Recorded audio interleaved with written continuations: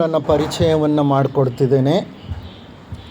ನನ್ನ ಹೆಸರು ನಾಗೇಶ್ ಅಂತ. ವೃತ್ತಿಯಲ್ಲಿ ನಾನು ದಂತವೈದ್ಯ. I am a dental surgeon ಮತ್ತು ಶಿಕ್ಷಣ ಕ್ಷೇತ್ರದಲ್ಲಿ ಸುಮಾರು 40 ವರ್ಷಗಳ ಕಾಲ ನಾನು ಸೇವೆ ಸಲ್ಲಿಸಿದ್ದೀನಿ. Professor emeritus, department of research and development, Dayananda Sagar dental ಕಾಲೇಜಿನಲ್ಲಿ 2022ರಲ್ಲಿ ನಾನು ರಿಟೈರ್ಡ್ ಆದೆ, ನಿವೃತ್ತಿ ಹೊಂದಿದೆ. ಈಗ ನಿವೃತ್ತಿ ಜೀವನವನ್ನು ನಡೆಸ್ತಾ ಇದ್ದೇನೆ. ವಿಜಯನಗರದಲ್ಲಿ ನಂದೊಂದು ಡೆಂಟಲ್ ಕ್ಲಿನಿಕ್ ಸಹ ಇದೆ. ವೃತ್ತಿಯಲ್ಲಿ ದಂತವೈದ್ಯನಾದರೂ ಪ್ರವೃತ್ತಿಯಲ್ಲಿ ಅಧ್ಯಾತ್ಮ ಚಿಂತಕ. ಸುಮಾರು 25 ವರ್ಷಗಳಿಂದ ಬ್ರಹ್ಮಜ್ಞಾನ ಸಮಾಜ ಥಿಯೋಸಾಫಿಕಲ್ ಸೊಸೈಟಿಯ ಸದಸ್ಯನಾಗಿದ್ದೇನೆ. ಕಳೆದ 15 ವರ್ಷಗಳಿಂದ ಥಿಯೋಸಾಫಿಕಲ್ ಸೊಸೈಟಿಯ ರಾಷ್ಟ್ರೀಯ ಉಪನ್ಯಾಸಕನಾಗಿ ಈ ಭಾರತ ದೇಶದ ಹಲವು ಕಡೆ ಉಪನ್ಯಾಸಗಳನ್ನು ನೀಡ್ತಾ ಇದ್ದೇನೆ. ಅಧ್ಯಾತ್ಮ ವಿಚಾರಗಳಿಗೆ ಸಂಬಂಧಪಟ್ಟ ಹಾಗೆ ಹಲವಾರು ಉಪನ್ಯಾಸಗಳನ್ನು ಹಲವಾರು ವೇದಿಕೆಗಳ ಮೂಲಕ ಜನರಿಗೆ ತಲುಪಿಸಲು ಪ್ರಯತ್ನ ಪಡ್ತಾ ಇದ್ದೇನೆ. ನಾನು ಶ್ರೀಯುತ ನರಸಿಂಹಮೂರ್ತಿಯವರು, ಅಂದರೆ ಅಗಲಿದ ಆತ್ಮವಾದ ನರಸಿಂಹಮೂರ್ತಿಯವರಿಗೆ ಭಾವ. ಅವರು ನನ್ನ ಭಾವ ಆಗಿದ್ದರು, ನನ್ನ ತಂಗಿಯ ಪತಿಯಾಗಿದ್ದರು.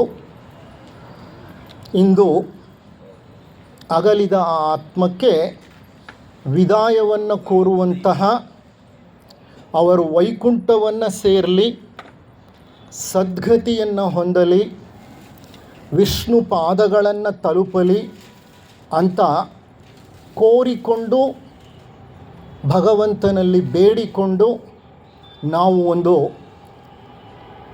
ಸಮಾರಂಭವನ್ನು ಆಚರಿಸ್ತಾ ಇದ್ದೇವೆ, ಒಂದು ಸಮಾರಾಧನೆಯನ್ನು ಮಾಡ್ತಾ ಇದ್ದೇವೆ. ಅದರ ಸಲುವಾಗಿ ನಾವೆಲ್ಲ ಇಲ್ಲಿ ಒಟ್ಟಾಗಿ ಸೇರಿದ್ದೇವೆ. ಇಂತಹ ಒಂದು ಸಮಾರಂಭದಲ್ಲಿ ಅತಿ ಮುಖ್ಯವಾಗಿ ನಮಗೆ ಬೇಕಾದದ್ದು, ಅವಶ್ಯಕವಾದದ್ದು ಅಂದರೆ ಸತ್ಸಂಗ. ಸತ್ ಪ್ಲಸ್ ಸಂಗ, ಈ 2 ಪದಗಳು ಸೇರಿದ್ರೆ ಸತ್ಸಂಗ ಆಗತ್ತೆ. ಸತ್ ಅಂದರೆ ಸತ್ಯವಾದದ್ದು, ಸತ್ಯ ಅಂತ. ಸತ್ಯದ ಜೊತೆ ನಾವು ಮಾಡುವ ಸಹವಾಸವನ್ನು, ಸಂಘವನ್ನು ಸತ್ಸಂಗ ಅಂತ ಕರಿತೇವೆ. ಯಾವುದು ಸತ್ಯ? ಇದೊಂದು ದೊಡ್ಡ ಪ್ರಶ್ನೆ. We call it as mega question. ಯಾವುದು ಸತ್ಯ? ನಾನು ಸತ್ಯವಾ? ಇಲ್ಲ. ಕಾರಣ ಇಂದಲ್ಲ ನಾಳೆ ನಾನು ಮಣ್ಣಲ್ಲಿ ಮಣ್ಣಾಗಿ ಹೋಗ್ತೇನೆ. ನೀವು ಸತ್ಯನಾ? ನೀವು ಸತ್ಯ ಅಲ್ಲ. ಯಾಕೆಂದರೆ ಇಂದಲ್ಲ ನಾಳೆ ನೀವು ಮಣ್ಣಲ್ಲಿ ಮಣ್ಣಾಗಿ ಹೋಗ್ತೀರಿ. ಈ ಭೂಮಿ ಸತ್ಯನಾ? ಈ ಪೃಥ್ವಿ ಎಂಬ ಗ್ರಹ ಸತ್ಯನಾ? ಇಲ್ಲ. ಭೂಮಿಗೆ ಆಯಸ್ಸಿದೆ.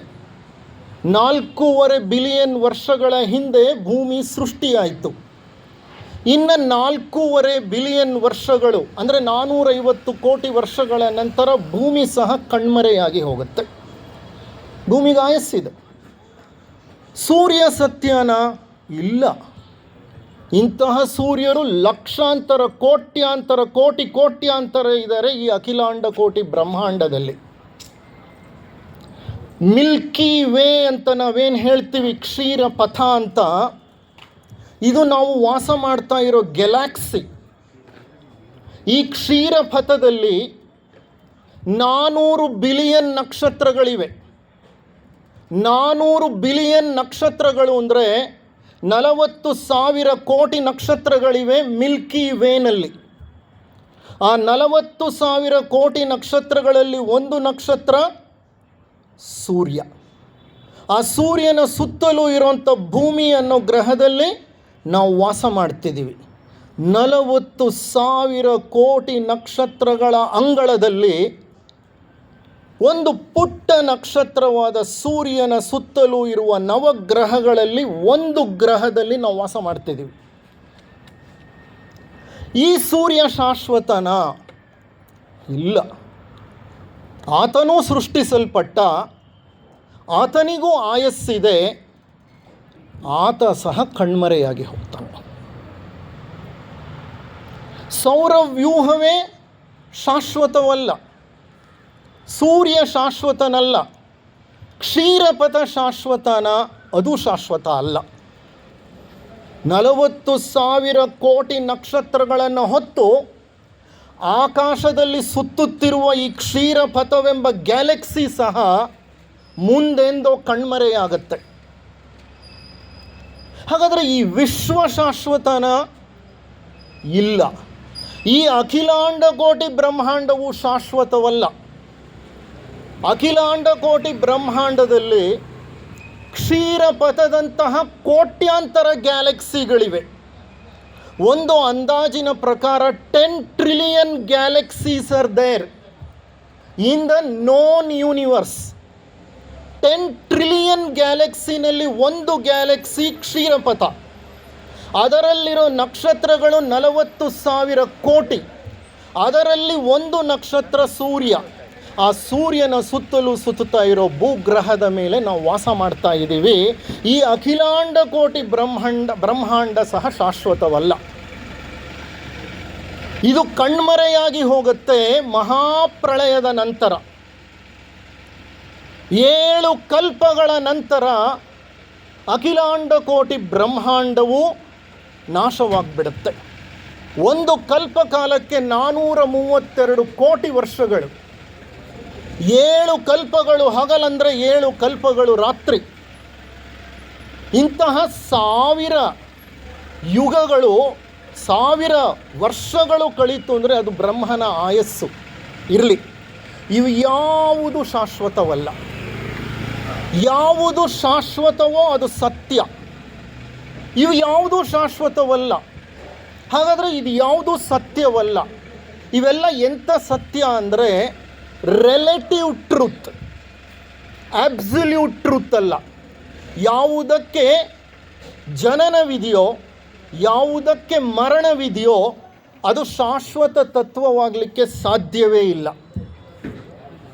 ಜನನ ಮರಣಗಳು ಇಲ್ಲದಂತಹ ಅವಿನಾಶಿಯಾದ, ಅನಂತವಾದ, ಅನಾದಿಯಾದ ಯಾವ ಒಂದು ತತ್ವವಿರುತ್ತೋ ಅದು ಮಾತ್ರ ಸತ್ಯ. ಅಂದರೆ ಈ ಜಗತ್ತೆಲ್ಲ ಕಣ್ಮರೆಯಾದ ಮೇಲೆ ಏನು ಉಳಿಯುತ್ತೋ ಅದು ಸತ್ಯ.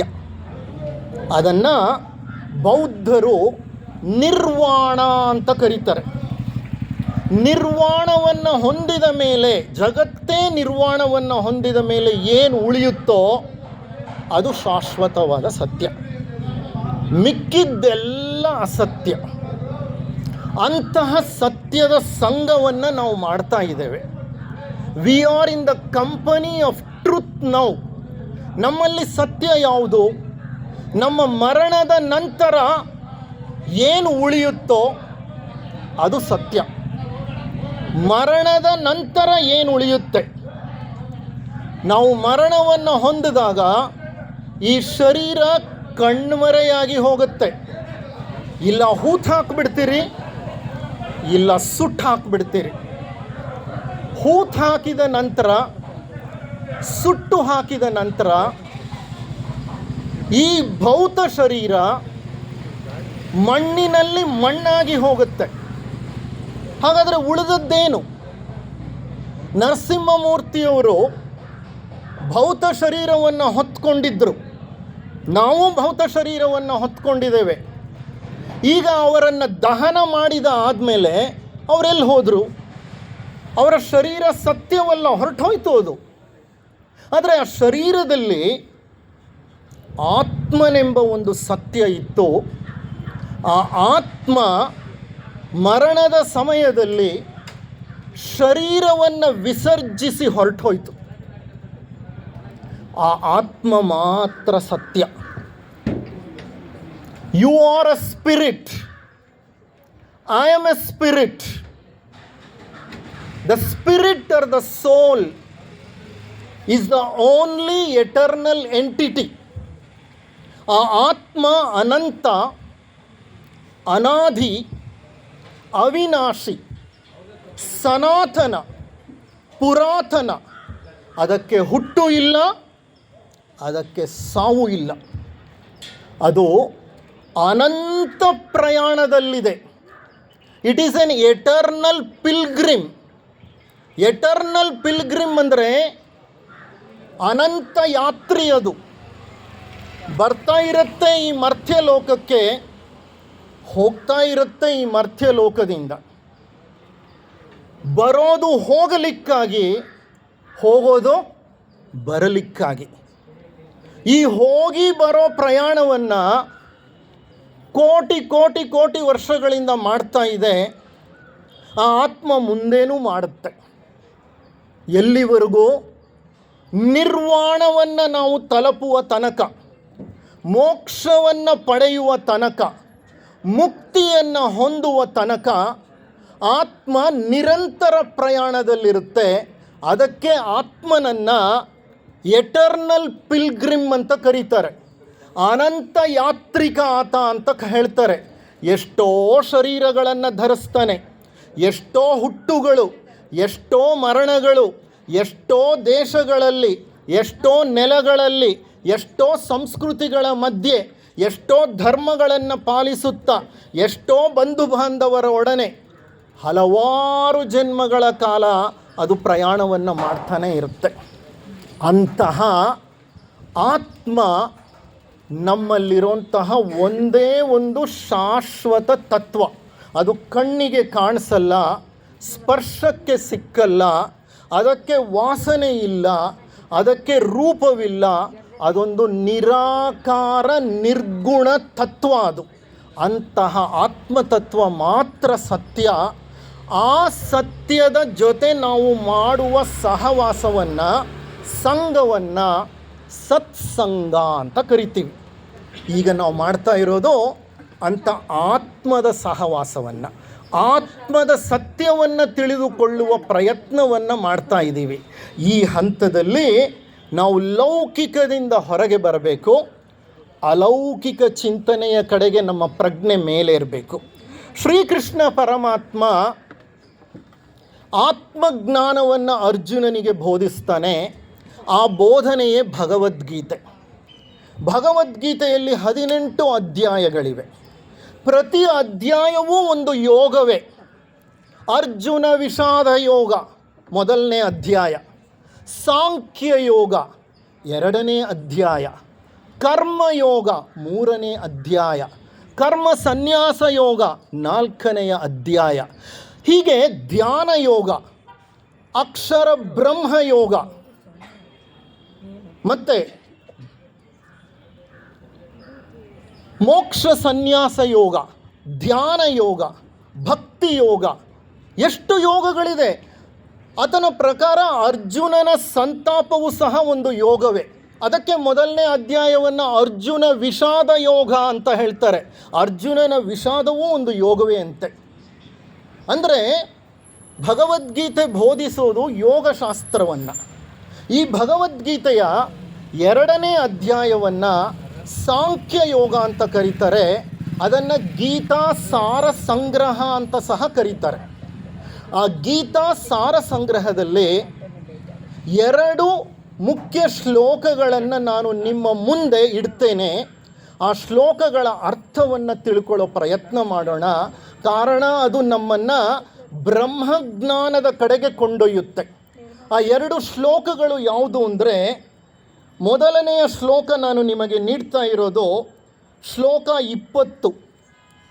ನ ಜಾಯತೆ ಮ್ರಿಯತೆ ನ ಕದಾಚಿತ್ ನಾಯಂ ಭೂತ್ವಾ ಭವಿತಾ ವಾನಭೂಯಃ ಅಜೋ ನಿತ್ಯಃ ಶಾಶ್ವತೋ ಯಂ ಪುರಾಣೋ ನ ಹನ್ಯತೆ ಹನ್ಯಮಾನೆ ಶರೀರೇ. ಈ ಶ್ಲೋಕ ನಮ್ಮನ್ನು ಅಧ್ಯಾತ್ಮದ ಆಳಕ್ಕೆ ಕೊಂಡೊಯ್ಯುವಂಥ ಶ್ಲೋಕ. ಏನು ಹೇಳುತ್ತೆ ಈ ಶ್ಲೋಕ? ಏನು ಹೇಳುತ್ತೆ? ಆತ್ಮ ಎಂದಿಗೂ ಹುಟ್ಟುವುದಿಲ್ಲ, ಎಂದಿಗೂ ಸಾಯುವುದಿಲ್ಲ. ಅದು ಮೊದಲು ಇದ್ದು ನಂತರ ಇಲ್ಲದಂತಾಗುವುದಿಲ್ಲ, ಅದಕ್ಕೆ ಅಂತ್ಯವೇ ಇಲ್ಲ. ಆತ್ಮನು ನಿತ್ಯ ಶಾಶ್ವತವಾದದ್ದು, ನಿತ್ಯ ನಿರಂತರವಾದದ್ದು, ಬಹಳ ಪುರಾತನವಾದದ್ದು. ಶರೀರಕ್ಕೆ ಸಾವಿದೆಯೇ ಹೊರತು ಆತ್ಮನಿಗೆ ಸಾವಿಲ್ಲ. ಅಜೋ ನಿತ್ಯ ಶಾಶ್ವತೋ. ಅಜೋ ಅಂದರೆ ಆತ್ಮ. ಆತ್ಮ ನಿತ್ಯ ಶಾಶ್ವತವಾದದ್ದು. ಯಂ ಪುರಾಣೋ, ಬಹಳ ಸನಾತನವಾದದ್ದು. ನ ಹನ್ಯತೆ, ನಾಶ ಮಾಡಲಿಕ್ಕಾಗದೇ ಇರೋವಂಥದ್ದು. ಹನ್ಯಮಾನೆ, ನಾಶವಾಗೋವಂಥದ್ದು. ಶರೀರೇ, ಶರೀರ ಮಾತ್ರ. ಎಷ್ಟು ಸುಂದರವಾಗಿದೆ ನೋಡಿ ಈ 4 ಸಾಲುಗಳ ಶ್ಲೋಕ. ನಾಶ ಆಗೋದು ಶರೀರ ಮಾತ್ರ. ಆತ್ಮವನ್ನು ನೀವು ಸುಟ್ಟರೂ ನಾಶ ಆಗಲ್ಲ, ಕೊಡಲಿ ತಗೊಂಡು ಕಡಿದ್ರೂ ನಾಶ ಆಗಲ್ಲ. ಕಾರಣ ಅದು ಅತ್ಯಂತ ಸೂಕ್ಷ್ಮವಾದ ತತ್ವ. ಎಷ್ಟು ಸೂಕ್ಷ್ಮವಾದ ತತ್ವ ಅಂತ ಅಂದರೆ, ಮನುಷ್ಯನಿಗೆ 5 ಕೋಶಗಳಿವೆ. ಪಂಚಕೋಶಗಳು ಅಂತ ಹೇಳ್ತೇವೆ ನಾವು. ಅನ್ನಮಯ ಕೋಶ, ಪ್ರಾಣಮಯ ಕೋಶ, ಮನೋಮಯ ಕೋಶ, ವಿಜ್ಞಾನಮಯ ಕೋಶ, ಆನಂದಮಯ ಕೋಶ. ಈರುಳ್ಳಿ ಸಿಪ್ಪೆ ಸುಲಿದ ಹಾಗೆ ಈರುಳ್ಳಿ ಹೊರಗಡೆ ಇರೋ ಸಿಪ್ಪೆ ಇದೆಯಲ್ಲ, ಅದು ಈ ಶರೀರ, ಈ ಭೌತ ಶರೀರ. ಈ ಭೌತ ಶರೀರವನ್ನು ಸುಲಿದು ಬಿಟ್ಟರೆ ಅದರ ಒಳಗಡೆ ಇರೋದು ಅನ್ನಮಯ ಕೋಶ ಆದಮೇಲೆ ಪ್ರಾಣಮಯ ಕೋಶ. ನಾವು ಸತ್ತ ನಂತರ ಅದೇ ಆಗೋದು. ಏನಾಗತ್ತೆ ಅಂತಂದರೆ, ನಾವು ಈ ಸ್ಥೂಲ ಶರೀರವನ್ನು ಬಿಟ್ಟ ಮೇಲೆ ಅನ್ನಮಯ ಕೋಶ, ಅನ್ನದಿಂದ ಮಾಡಲ್ಪಟ್ಟ ಈ ಶರೀರ ಸತ್ತು ಬೀಳುತ್ತೆ. ಅದು ಸತ್ತು ಬಿದ್ದು ನೀವು ಸುಟ್ಟು ಹಾಕಿದ ಮೇಲೆ ಆ ವ್ಯಕ್ತಿ ಎಲ್ಲಿ ಹೋದ ಅಂದರೆ, ಅವನು ಅನ್ನಮಯ ಕೋಶವನ್ನು ಬಿಟ್ಟುಬಿಡ್ತಾನೆ, ಪ್ರಾಣಮಯ ಕೋಶವನ್ನು ಸೇರ್ಕೋತಾನೆ. ಆ ಪ್ರಾಣಮಯ ಕೋಶ ಸೂಕ್ಷ್ಮವಾದದ್ದು. ಅದು ಪ್ರೇತಾತ್ಮವಾಗಿ ತೇಲಾಡ್ಬೋದು, ಭೂತವಾಗಿ ತೇಲಾಡ್ಬೋದು ಕೆಲವು ದಿನಗಳ ಕಾಲ. ಪ್ರಾಣಮಯ ಕೋಶದಲ್ಲಿ ಆ ಪ್ರಾಣ ಹೋಗಿ ನೆಲೆಸುತ್ತೆ, ಸ್ಥೂಲ ಶರೀರ ಸತ್ತು ಬೀಳುತ್ತೆ. ಪ್ರಾಣಮಯ ಕೋಶ ಪ್ರೇತವಾಗುತ್ತೆ, ಭೂತವಾಗುತ್ತೆ, ಹಲವು ಕಾಲ ಓಡಾಡುತ್ತೆ, ಸಂಚರಿಸುತ್ತೆ. ವ್ಯಾಮೋಹಗಳು ಹೆಚ್ಚಾಗಿದ್ದರೆ ಮರ್ತ್ಯಲೋಕವನ್ನು ಬಿಡೋದೇ ಇಲ್ಲ, ಇಲ್ಲೇ ಇದ್ದು ಬಿಡ್ತದೆ. ನರಳ್ತಾ ಇದ್ದರೂ ಇಲ್ಲೇ ಇರುತ್ತೆ. ಕಾರಣ ವ್ಯಾಮೋಹಗಳು ಹೆಚ್ಚಾಗಿರೋದ್ರಿಂದ ಪ್ರೇತ ಈ ಮರ್ತ್ಯಲೋಕಕ್ಕೆ ಕಟ್ ಹಾಕ್ಕೊಳ್ಳುತ್ತೆ. ಯಾವಾಗ ವ್ಯಾಮೋಹಗಳನ್ನು ಕಳ್ಕೊಳ್ತೀವೋ ನಾವು, ಹಣ್ಣು ವೃದ್ಧರಾಗಿ ಎಲ್ಲ ಕಷ್ಟ ಸುಖಗಳನ್ನು ನೋಡಿ ಎಲ್ಲರ ಮೇಲೆ ವ್ಯಾಮೋಹಗಳನ್ನು ವಿಸರ್ಜಿಸಿ ಯಾರು ಹೊರಟೋಗ್ತಾರೋ ಅವರು ಸರಾಗವಾಗಿ ಮುಂದೆ ಹೊರಟೋಗ್ತಾರೆ. ಕಾರಣ ಅವರಿಗೆ ವ್ಯಾಮೋಹಗಳಿರೋದಿಲ್ಲ, ಕಟ್ಟಿ ಹಾಕೋ ಬಂಧನಗಳಿರೋದಿಲ್ಲ. ಪ್ರಾಣಮಯ ಕೋಶದಲ್ಲಿ ಹಲವು ಕಾಲ ಇದ್ದ ಮೇಲೆ ಆ ಶರೀರ ಮುಂದೆ ಮನೋಮಯ ಕೋಶವನ್ನು ತಲುಪುತ್ತೆ. ಮನೋಮಯ ಕೋಶವನ್ನು ತಲುಪಿ ಅಲ್ಲಿ ಕಾರಣಾತ್ಮನನ್ನು ಸಂಧಿಸುತ್ತೆ. ಕಾರಣಾತ್ಮನನ್ನು ಸಂಧಿಸಿದಾಗ ಅಲ್ಲಿ ನಿಷ್ಕರ್ಷೆಯಾಗತ್ತೆ. ಯಾವ್ಯಾವ ಕರ್ಮಗಳನ್ನು ನಾವು ಹೊತ್ಕೊಂಡು ಹೋಗಿರ್ತೀವೋ ಆ ಕರ್ಮಗಳನ್ನೆಲ್ಲ ಗಮನಿಸ್ತಾರೆ ಕರ್ಮದೇವತೆಗಳು. ಅಪ್ಪ, ನಿನಗೊಂದಿಷ್ಟು ಕರ್ಮ ಕೊಟ್ಟಿದ್ವಿ, ಸಂಚಿತ ಕರ್ಮ ಅಂತ ಕೊಟ್ಟಿದ್ವಿ, ಹಿಂದಿನ ಎಷ್ಟೋ ಜನ್ಮಗಳಲ್ಲಿ ನೀನು ಕೂಡ ಹಾಕ್ಕೊಂಡಿದ್ದ ಕರ್ಮವನ್ನು ನಿನಗೆ ಕೊಟ್ಟಿದ್ವಿ, ಈ ಜನ್ಮದಲ್ಲಿ ಹೋಗಿ ಅದನ್ನು ಖರ್ಚು ಮಾಡಿಕೊಂಡು ವಾಪಸ್ಸು ಬರೋವಾಗ ನಿಲ್ಲಾಗಿ ಬಾ, ಝೀರೋ ಆಗಿ ಬಾ ಅಂತ ಹೇಳಿ ಕಳಿಸಿದ್ವಿ. ಆದರೆ ನಿನಗೆ ಅದು ಜ್ಞಾಪಕನೇ ಇಲ್ಲ. ಲೌಕಿಕಕ್ಕೆ ಹೋದ ಮೇಲೆ, ಈ ಮರ್ತ್ಯಲೋಕವನ್ನು ಸೇರಿದ ಮೇಲೆ ನಿನಗೆ ಕೊಟ್ಟ ಕರ್ಮಗಳನ್ನು ನೀನು ಪೂರ್ತಿಯಾಗಿ ಮರ್ತೋದೆ. ಎಷ್ಟು ಮರ್ತೋದೆ ಅಂತಂದರೆ, ಈ ಲೋಕದ ಆಕರ್ಷಣೆಗಳು, ಈ ಲೋಕವೆಂಬ ಮಾಯಾ ಬಜಾರ್ ನಿನ್ನನ್ನು ಎಲ್ಲರ ಜೊತೆ ಹಿಡಿದಿಟ್ಟು ಬಿಡ್ತು. ಯಾವ ಕೆಲಸಕ್ಕೆ, on what mission we sent you, you forgot that mission. ನಿನ್ನ ಯಾವ ಉದ್ದೇಶಕ್ಕೆ ಕಳುಹಿಸಿದುವೋ ಆ ಉದ್ದೇಶವನ್ನು ಪೂರ್ತಿ ಮರೆತು ನಿನ್ನ ಕುಟುಂಬ, ನಿನ್ನ ಪರಿವಾರ, ನಿನ್ನ ಸಮಾಜ, ನಿನ್ನ ವೃತ್ತಿ, ನಿನ್ನ ಸ್ವಾರ್ಥ, ನಿನ್ನ ಆಶೆ, ನಿನ್ನ ಲೋಭ, ನಿನ್ನ ಅರಿಷಡ್ ವರ್ಗಗಳಲ್ಲಿ ಕಾಲ ಕಳೆದದ್ದಲ್ಲದೆ ನೀನು ಕೊಟ್ಟ ಕರ್ಮಗಳನ್ನು ಕಳ್ಕೊಳ್ಳೋ ಸಮಯದಲ್ಲಿ ಹೊಸ ಹೊಸ ಹೊಸ ಹೊಸ ಕರ್ಮಗಳನ್ನು ಮಾಡದೆ, ಅದು ಆಗಾಮಿ ಕರ್ಮ. ನ್ಯೂ ಅಕೌಂಟ್ನ ನೀನು ಓಪನ್ ಮಾಡಿದೀಯಾ? ನೀನು ಓಪನ್ ಮಾಡಬೇಡ ಅಕೌಂಟು, ಕೊಟ್ಟಿರೋ ಅಕೌಂಟಲ್ಲಿರೋ ಬ್ಯಾಲೆನ್ಸ್ನ ಕ್ಲಿಯರ್ ಮಾಡು ಅಂದರೆ ಹೊಸ ಅಕೌಂಟ್ನ ಸೃಷ್ಟಿ ಮಾಡ್ಕೊಂಡು ಬಂದಿದೀಯಾ? ಇನ್ನೂ ಸಾಕಷ್ಟು ಕರ್ಮಗಳು ನಿನಗಿದೆ, ನಡಿ ಅಂತ ಕಾರಣಾತ್ಮ ಏನು ಮಾಡ್ತಾನೆ? ಪುನರ್ಜನ್ಮವನ್ನು ಕೊಟ್ಟು ಹಿಂದೆ ಕಳಿಸ್ಬಿಡ್ತಾನೆ. ಪುನರಪಿ ಜನನಂ ಪುನರಪಿ ಮರಣಂ ಪುನರಪಿ ಜನನಿ ಜಠರೇ ಶಯನಂ. ಅಂದರೆ ಪುನಃ ಪುನಃ ಬರ್ತಾ ಇರ್ತೀವಿ, ಪುನಃ ಪುನಃ ಹೋಗ್ತಾ ಇರ್ತೀವಿ. ಇದಕ್ಕೆ ಕಾರಣ ಏನು?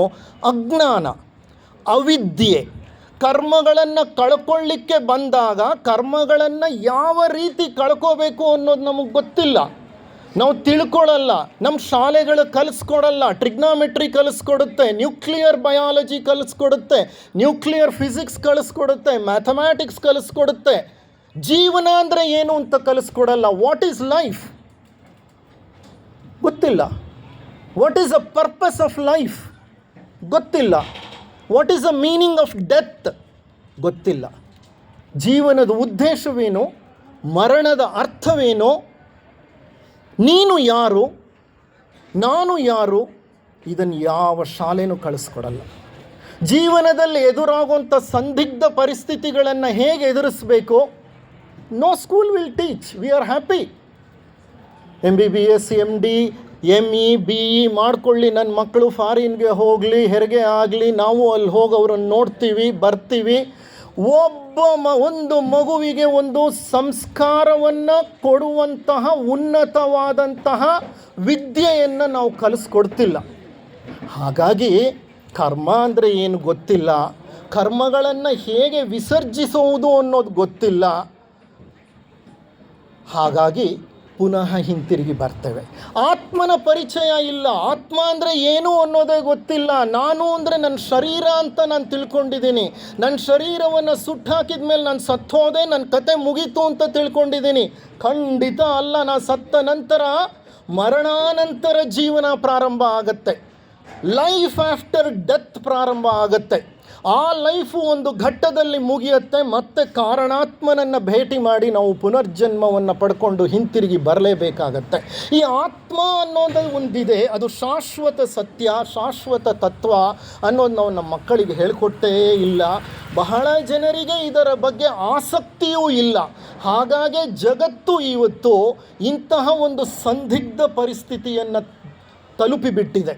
ಗಮನಿಸಿ ನೋಡಿ, ಹಿಂದಿನ ಕಾಲದಲ್ಲಿ ಆಶ್ರಮಗಳಿರ್ತಿತ್ತು, ಅರಣ್ಯಗಳಿರ್ತಿತ್ತು.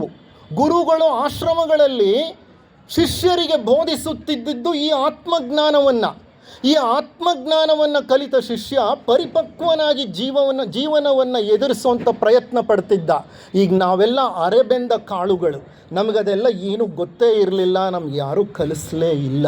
ಹಾಗಾಗಿ ಇವತ್ತಿಗೂ ನಾವು ಅಜ್ಞಾನಿಗಳೇ ಆ ಹಂತದಲ್ಲಿ. ಅಂದರೆ ಶ್ರೀಕೃಷ್ಣ ಹೇಳ್ತಾ ಇರುವಂತಹ ಆತ್ಮ ಮಾತ್ರ ಸತ್ಯ. ಕಾರಣ ಅದು ಅವಿನಾಶಿ, ಅದು ಅನಂತ ಪ್ರಯಾಣದಲ್ಲಿದೆ, ಅದಕ್ಕೆ ಆಕಾರವಿಲ್ಲ, ನಿರಾಕಾರ, ಸೂಕ್ಷ್ಮ ತತ್ವ. ಇಂಥ ಆತ್ಮ ಮರಣದ ಸಮಯದಲ್ಲಿ ಏನು ಮಾಡುತ್ತೆ, ಹೇಗಾಗತ್ತೆ, ಅದನ್ನು ಕುರಿತು 22ನೆಯ ಶ್ಲೋಕ ಗೀತಾಸಾರ ಸಂಗ್ರಹ ಸಾಂಖ್ಯ ಯೋಗ. ಅದರಲ್ಲಿ ಶ್ರೀಕೃಷ್ಣ ಹೇಳ್ತಾನೆ, ವಾಸಾಂಸಿ ಜೀರ್ಣಾನಿ ಯಥಾ ವಿಹಾಯ ನವಾನಿ ಗೃಹ್ಣಾತಿ ನರೋಪರಾಣಿ ತಥಾ ಶರೀರಾಣಿ ವಿಹಾಯ ಜೀರ್ಣಾನಿ ಅನ್ಯಾನಿ ಸಂಯಾತಿ ನವಾನಿ ದೇಹಿ. ಏನು ಈ ಶ್ಲೋಕ ಏನು ಹೇಳುತ್ತೆ? ಈ ಶ್ಲೋಕ ಏನು ಹೇಳುತ್ತೆ ಅಂದರೆ, ಮನುಷ್ಯ ಹೇಗೆ ಹರಿದ ಬಟ್ಟೆಯನ್ನು ತೆಗೆದು ವಿಸರ್ಜಿಸಿ ಹೊಸ ಬಟ್ಟೆಯನ್ನು ಧರಿಸುತ್ತಾನೆಯೋ ಹಾಗೆಯೇ ಆತ್ಮನು ಜರ್ಜರಿತವಾದ, ಜೀರ್ಣವಾದ, ರೋಗಗ್ರಸ್ತವಾದ ಶರೀರವನ್ನು ಕಿತ್ತೆಸೆದು ಹೊಸ ಶರೀರವನ್ನು ಧರಿಸುತ್ತಾನೆ. ಅದೇ ಮರಣ. ಕಿತ್ತೆಸಿತಾನಲ್ಲ ಹರಿದ ಬಟ್ಟೆಯನ್ನು, ಆ ಹರಿದ ಬಟ್ಟೆ ಇನ್ಯಾವುದೂ ಅಲ್ಲ, ನಮ್ಮ ಶರೀರ ಪೂರ್ಣ ಜೀರ್ಣವಾಗಿರುತ್ತೆ, ರೋಗಗ್ರಸ್ತವಾಗಿರುತ್ತೆ, ಮಾತ್ರೆಗಳಲ್ಲಿ ಬದುಕಿರುತ್ತೆ. ಅಂಥ ಶರೀರವನ್ನು ಒಂದು ಹಂತದಲ್ಲಿ ವಿಸರ್ಜಿಸುತ್ತಾನೆ. ನಾವು ದಿನ ಬಟ್ಟೆಗಳನ್ನು ಹಾಕ್ಕೊಳ್ತಾ ಇರ್ತೀವಿ. ಎಷ್ಟೋ ಬಟ್ಟೆಗಳು ತುಂಬ ಹರಿದೋದ್ಮೇಲೆ, ತುಂಬ ಹಳತಾದ್ಮೇಲೆ ಏನು ಮಾಡ್ತೀವಿ? ತೆಗೆದು ಬಿಸಾಕ್ತೀವಿ, ಹೊಸ ಬಟ್ಟೆನ ಹಾಕ್ಕೋತೀವಿ. ಹಳೆ ಬಟ್ಟೆನ ತೆಗೆದು ಹೊಸ ಬಟ್ಟೆನ ಹಾಕ್ಕೊಳ್ಳೋದ್ರಲ್ಲಿ ಅದೊಂದು ಸ್ವಾಭಾವಿಕ ಕ್ರಿಯೆ. ಆದರೆ ನಾವು ಅದನ್ನೇನು ಮಾಡಿಬಿಟ್ಟಿದ್ದೀವಿ, ಆ ಮರಣ ಅನ್ನೋಂಥದ್ದು ಇದೆಯಲ್ಲ, ಈ ಶರೀರವೆಂಬ ಒಂದು ಭೌತ ಶರೀರವೆಂಬ ಒಂದು ಬಟ್ಟೆಯನ್ನು ತೆಗೆದು ಕಿತ್ತೆಸೆದು ಹೊಸ ಭೌತ ಶರೀರವನ್ನು ಧರಿಸೋದು ಅಷ್ಟೇ ಸ್ವಾಭಾವಿಕ. ಶ್ರೀಕೃಷ್ಣ ಇದಕ್ಕೆ ಹೋಲಿಸ್ತಾನೆ. ವಸ್ತ್ರವನ್ನು ತೆಗೆದು ಮತ್ತೊಂದು ವಸ್ತ್ರವನ್ನು ಹಾಕ್ಕೊಳ್ಳೋದೇನೋ ಹಾಗೇನೇ ಮರಣದ ಸಮಯದಲ್ಲಿ ಆತ್ಮ ತನ್ನ ಭೌತ ಶರೀರವೆಂಬ ಈ ಬಟ್ಟೆಯನ್ನು ವಿಸರ್ಜಿಸಿ ಹೊಸ ಬಟ್ಟೆಯನ್ನು ಧರಿಸುತ್ತಾನೆ. ಆದರೆ ನಾವು ಆ ರೀತಿ ಅರ್ಥ ಮಾಡ್ಕೊಳ್ಳಲ್ಲ. ಹರಿದೋಗಿರೋ ಬಟ್ಟೆಯನ್ನು ತೆಗೆದು ಹೊಸ ಬಟ್ಟೆ ಹಾಕ್ಕೊಳ್ಳಿಕ್ಕೆ ಯಾವ ನೋವುಂಟು, ಯಾವ ಕಷ್ಟ ಉಂಟು, ಯಾವ ಸಂಕಟ ಉಂಟು, ಯಾವ ದುಗುಡ ಉಂಟು, ಎಷ್ಟೋ ಬಾರಿ ಮಾಡಿದ್ದೀವಿ ಇದು. ನಮ್ಮ ಆತ್ಮನೂ ಹಾಗೆ ವಿಸರ್ಜಿಸುತ್ತಾನೆ, ಹೊಸ ಬಟ್ಟೆ ಹಾಕ್ಕೊಳ್ತಾನೆ. ಅದರಲ್ಲೇನಿದೆ ವ್ಯತ್ಯಾಸ? ನಾವು ಯಾಕೆ ಅದರ ಬಗ್ಗೆ ಅಷ್ಟೊಂದು ಭಯಭೀತರಾಗಬೇಕು? ಸಾವು ಅಂದರೆ ಒಂದು ಭಯಂಕರವಾದ ಚಿತ್ರವನ್ನು ನಾವು ಕಲ್ಪಿಸಿಕೊಂಡಿರುತ್ತೇವೆ. ಶ್ರೀಕೃಷ್ಣ ಪರಮಾತ್ಮ ಸಾವನ್ನು ಎಷ್ಟು ಸ್ವಾಭಾವಿಕವಾಗಿ ಚಿತ್ರಿಸಿದ್ದಾನೆ. It's a natural phenomenon. ಅದು ಸಹಜವಾಗಿ ನಡೆಯುವ ಒಂದು ವಿದ್ಯಮಾನ, ಒಂದು ಸರಳವಾದ ವಿದ್ಯಮಾನ. ನಿಮಗೆ ಇನ್ನೂ ಕ್ಲಿಯರ್ ಆಗಿ ಹೇಳಬೇಕಂದ್ರೆ, in my doctors language, death is not painful. No doctor says death is painful. But what probably happens before death may be painful. ಮರಣ ಯಾರಿಗೂ ನೋವನ್ನು ಕೊಡಲ್ಲ. ಅದು ಹರಿದ ತಂತಿಯ ಹಾಗೆ, ಹಾವು ಪೊರೆಯನ್ನು ಕಳಚಿದ ಹಾಗೆ. ತನ್ನ ಪಾಡಿಗೆ ತಾನು ಪೊರೆ ಹೊರಗೆ ಹೋಗುತ್ತೆ, ಹೊಸ ಪೊರೆಯನ್ನು ಹಾಕ್ಕೊಂಡು ಹಾವು ಹೊರಗೆ ಬಂದುಬಿಡುತ್ತೆ. ಸಾವು ಯಾರಿಗೂ ನೋವನ್ನು ಉಂಟು ಮಾಡಲ್ಲ. ಸಾವಿನ ಮುಂದೆ ಸಾವಿಗಿಂತ ಮೊದಲು ನಡೆಯುವಂತಹ ಕೆಲವು ಘಟನೆಗಳು ನೋವನ್ನು ಉಂಟು ಮಾಡಬಹುದು ಆರೋಗ್ಯದಲ್ಲಿ ಏರುಪೇರು ಉಂಟಾದಾಗ. ಆದರೆ death is not painful. Every doctor says death is not painful ಅಂತ. ಆದರೆ ನಾವೇನು ಮಾಡಿದ್ದೀವಿ? ಮರಣಕ್ಕೆ ನಾವು ಭಯ, ಕ್ರೌರ್ಯವನ್ನು ಅಂಟಿಸಿಬಿಟ್ಟಿದ್ದೀವಿ. ನೀವೇ ಗಮನಿಸಿ ನೋಡಿ, ಇಷ್ಟು ಸಹಜವಾದ ಕ್ರಿಯೆ ಇದು ಅಂದರೆ, ಹಗಲೆಲ್ಲ ನಾನು ಎದ್ದಿರ್ತೀನಿ, ರಾತ್ರಿ ಆಗ್ತಾ ಇದ್ದ ಹಾಗೆ ಕೈಯಲ್ಲಿ ಪುಸ್ತಕ ಇಟ್ಕೊಂಡು ಓದ್ತಾ ಪುಸ್ತಕ ಹಂಗೆ ಬಿದ್ದೋಗುತ್ತೆ, ನಾನು ಹಿಂಗೆ ನಿದ್ರೆ ಮಾಡಿಬಿಡ್ತೀನಿ. ಮರಣನೂ ಹಾಗೆ ಎದ್ದಿರ್ತೀನಿ, ಎಷ್ಟೋ ಕಾಲ ಬದುಕಿರ್ತೀನಿ, ಸಾವಿನ ಸಮಯ ಬರುತ್ತೆ, ಎಲ್ಲ ಕಳಚ್ಕೊಳ್ತೀನಿ, ಪುಸ್ತಕ ಆ ಕಡೆ ಬಿತ್ತು, ನಾನು ಈ ಕಡೆ ಮಲಗಿದೆ. ರಾತ್ರಿ ಆಯಿತು, ರಾತ್ರಿ ಎಲ್ಲ ಮಲಗಿಬಿಟ್ಟೆ. ಮರಣಾನಂತರ ಜೀವನ ಅದು. ನಂತರ ಹಗಲಾಯಿತು, ಮತ್ತೆ ಏನು ಮಾಡಿದೆ? ಹುಟ್ಟಿ ಬಂದೆ, ಪುನರ್ಜನ್ಮವನ್ನು ಪಡೆದೆ, ಇನ್ನೊಂದು ಶರೀರವನ್ನು ಧರಿಸಿದೆ, ಈ ಲೋಕಕ್ಕೆ ಹಿಂತಿರುಗಿ ಬಂದೆ. ಅದಕ್ಕೆ ಶ್ರೀಕೃಷ್ಣ ಹೇಳ್ತಾನೆ, ಇದು ಬಹಳ ಸಹಜವಾದ ಕ್ರಿಯೆ. ಹುಟ್ಟು ಮತ್ತು ಸಾವು ಅನ್ನೋದು ಬಹಳ ಸಹಜ ಕ್ರಿಯೆಗಳು. ನಮ್ಮ ಶರೀರದಲ್ಲಿ ಪ್ರತಿ ಕ್ಷಣ ಲಕ್ಷಾಂತರ ಜೀವಕೋಶಗಳು ಹುಟ್ಟುತ್ತಾ ಇವೆ, ಲಕ್ಷಾಂತರ ಜೀವಕೋಶಗಳು ಸಾಯ್ತಾ ಇವೆ. ನೀವು ಕೇಳಿರ್ಬೋದು, ಬ್ಲಡ್ ಟೆಸ್ಟ್ ಮಾಡಿಸ್ಕೊಂಡು ಬಂದಾಗ RBC ಕೌಂಟ್ ಎಷ್ಟಿತ್ತು ಅಂತಾರೆ. RBC ಕೌಂಟ್ ಅಂದರೆ ಏನು? Red blood cell count. ಅದೇನು ಯಾವಾಗಲೂ ಒಂದೇ ಇರುತ್ತಾ? ಇರಲ್ಲ. ಏಕೆಂದರೆ RBC ರೆಡ್ ಬ್ಲಡ್ ಸೆಲ್ಲು ಮೂಳೆಯಲ್ಲಿ, ಲಿವರಲ್ಲಿ, ಸ್ಪ್ಲೀನಲ್ಲಿ ಹುಟ್ಟುತ್ತಾ ಇರುತ್ತೆ. 120 ದಿನ ಒಂದು RBC ಬದುಕಿರುತ್ತೆ. 120 ದಿನ ಆದಮೇಲೆ RBC ಸತ್ತು ಹೋಗುತ್ತೆ. ಹುಟ್ಟಿದ ರೆಡ್ ಬ್ಲಡ್ ಸೆಲ್ಲು ಶಿಶು ರಕ್ತ ಕಣ. 25-30 ದಿವಸ ಆಯಿತು ಅಂತಂದರೆ ಯೌವನವನ್ನು ತಲುಪಿದೆ. 70-60 ದಿನ ಆದಮೇಲೆ ಅದು ಮಧ್ಯ ವಯಸ್ಸಿಗೆ ಬಂದಿದೆ. 80-90 ಆದಮೇಲೆ ವೃದ್ಧಾಪ್ಯ. 120 ಆದಮೇಲೆ ಅದು ಸತ್ತೋಗುತ್ತೆ. ಎಲ್ಲಿ ಹೋಗಿ ಸಾಯುತ್ತೆ? ಎಲ್ಲಿ ಹುಟ್ಟಿತು? ಅದು ಮೂಳೆನಲ್ಲಿ ಹುಟ್ಟಿತು, ಇಲ್ಲ ಲಿವರಲ್ಲಿ ಹುಟ್ಟಿತು, ಇಲ್ಲ ಸ್ಪ್ಲೀನಲ್ಲಿ ಹುಟ್ಟಿತು, ಪಿತ್ತಜನಕಾಂಗ, ಗುಲ್ಮ, ಇಲ್ಲೆಲ್ಲ ಹುಟ್ಟಿರುತ್ತೆ. ಅದು ಹುಟ್ಟಿದ್ದು ಅಲ್ಲೇ ಹೋಗಿ ಸಾಯುತ್ತೆ. ಸತ್ತ ನಂತರ ಅದ್ರ ಒಳಗಡೆ ಏನಿತ್ತೋ ಅದೆಲ್ಲ ಅಲ್ಲಿ ಹೋಗುತ್ತೆ. ಮತ್ತೆ ಲಿವರಲ್ಲಿ, ಸ್ಪ್ಲೀನಲ್ಲಿ ಮತ್ತು ಬೋನಲ್ಲಿ ಹೊಸ ರಕ್ತ ಕಣ ಹುಟ್ಟುತ್ತೆ. Not only RBC, white blood cell, platelets, epithelial cells, neural cells, blood cells, ಎಲ್ಲ ಸೆಲ್ಗಳು, ಕನೆಕ್ಟಿವ್ ಟಿಶ್ಯೂ ಸೆಲ್ಸ್, ಎಲ್ಲ ಜೀವಕೋಶಗಳು ಹುಟ್ಟುತ್ತಾ ಇರ್ತವೆ. ಎಷ್ಟು ಕಾಲ ಬದುಕಿರಬೇಕೋ ಬದುಕಿರ್ತವೆ, ಎಷ್ಟು ಕಾಲಕ್ಕೆ ಸಾಯಬೇಕೋ ಸಾಯ್ತಾ ಇರ್ತವೆ. ರಕ್ತದ ಒಂದು ಪಿಕ್ಚರ್ನ ನೋಡಿದಾಗ ನಿಮಗೆ ಆಗ್ತಾನೆ ಹುಟ್ಟಿರೋ ಕೆಂಪು ರಕ್ತ ಕಣಗಳು ಕಾಣಿಸುತ್ತೆ, ಯೌವನದ್ದು ಕಾಣಿಸುತ್ತೆ, ಮುದಿ ವಯಸ್ಸಿಂದು ಕಾಣಿಸುತ್ತೆ, ಸಾಯ್ತಾ ಇರೋದು ಇನ್ನೇನು ಕೆಲವು ದಿನಗಳಲ್ಲಿ ಸತ್ತೋಗುವಂಥ ರಕ್ತ ಕಣನೂ ಸಿಕ್ಕುತ್ತೆ ನಿಮಗೆ. ಅಂದರೆ ಅರ್ಥ ಏನಂದರೆ, ಶರೀರದಲ್ಲೇ ಸೃಷ್ಟಿಯೂ ನಡೀತಾ ಇದೆ, ಸ್ಥಿತಿಯೂ ಇದೆ, ಲಯವೂ ನಡೀತಾ ಇದೆ. ಇದು ಆವರ್ತನ ನಡೀತಲೇ ಇರುತ್ತೆ. ಒಂದು ಕಡೆ ಬರ್ತಾ ಇರ್ತಾರೆ, ಒಂದು ಕಡೆ ಹೋಗ್ತಾ ಇರ್ತಾರೆ. ಯಾರೂ ಇಲ್ಲಿ ನೆಲೆ ನಿಲ್ಲೋರು ಯಾರೂ ಇಲ್ಲ.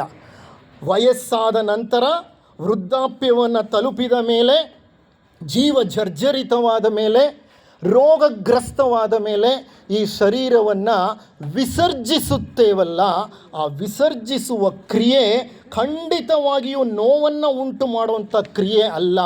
ಅದರ ಹಿಂದೆ ಭಯವೂ ಇಲ್ಲ, ಕ್ರೌರ್ಯವೂ ಇಲ್ಲ, ಅದರ ಹಿಂದೆ ಯಾವುದೇ ರೀತಿಯ ಭೀತಿಯೂ ಇಲ್ಲ.